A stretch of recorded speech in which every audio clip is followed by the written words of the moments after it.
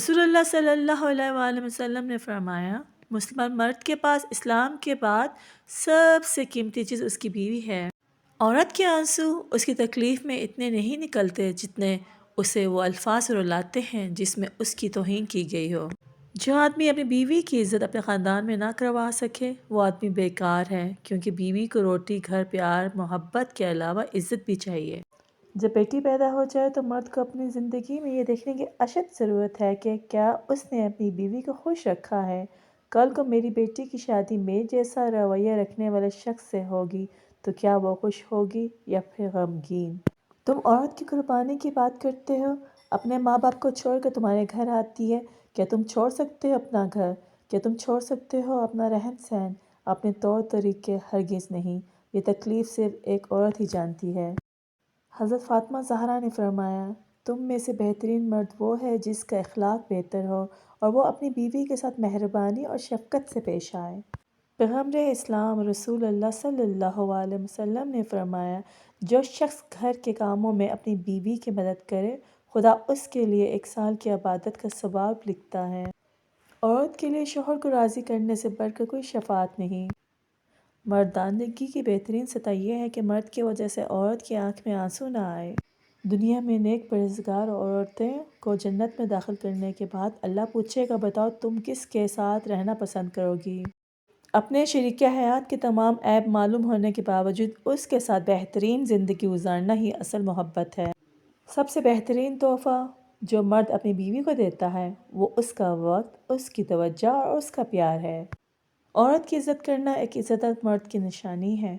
نبی کریم صلی اللہ علیہ وآلہ وسلم کا فرمان ہے، میاں بیوی کا ایک دوسرے کی طرف مسکرا کر دیکھنا بھی ثواب ہے۔ دونوں جب ایک دوسرے کو دیکھ کر مسکراتے ہیں تو فرشتے ان کے نامہ اعمال میں ایک ایک نیکی لکھ دیتے ہیں۔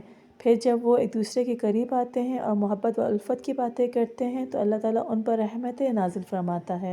رسول اللہ صلی اللہ علیہ وآلہ وسلم نے فرمایا، عورت پسلی کی ہڈی کی طرح ہے، اگر تم اسے بالکل سیدھا کرنا چاہو گے تو تم اسے توڑ دو گے، یعنی جدائی کی نوبت آ پہنچے گی، اور اگر تم عورت سے فائدہ اٹھانا چاہو تو تمہیں اس کا ٹیڑھا پن برداشت کرتے ہوئے اس کی خوبیوں سے فائدہ اٹھانا پڑے گا۔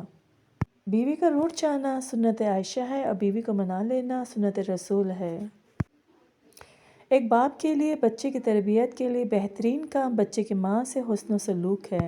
رتبہ عورت کا کتنا بڑا رکھا ہے، رب نے رحمت بن کے آتی ہے اور جنت بن کے جاتی ہے۔ رسول اللہ صلی اللہ علیہ وآلہ وسلم نے فرمایا، سب سے پہلے جو چیز انسان کے ترازوئے اعمال میں رکھی جائے گی وہ انسان کا وہ خرچ ہوگا جو اس نے اپنے گھر والوں پر کیا ہوگا۔ عورت رو سکتی ہے، دلیلیں پیش نہیں کر سکتی، اس کی سب سے بڑی دلیل اس کی آنکھ سے ڈھلکا ہوا آنسو ہے۔ دنیا میں صرف ایک محبت ایسی ہے جس کو دیکھ کر اللہ تعالیٰ خوش ہوتا ہے، وہ بیوی کی خاوند سے اور خاوند کی بیوی سے۔ زندگی میں ایسے شخص کا ہونا بہت ضروری ہے جن کو دل کا حال سنانے کے لیے لفظوں کی ضرورت نہ پڑے۔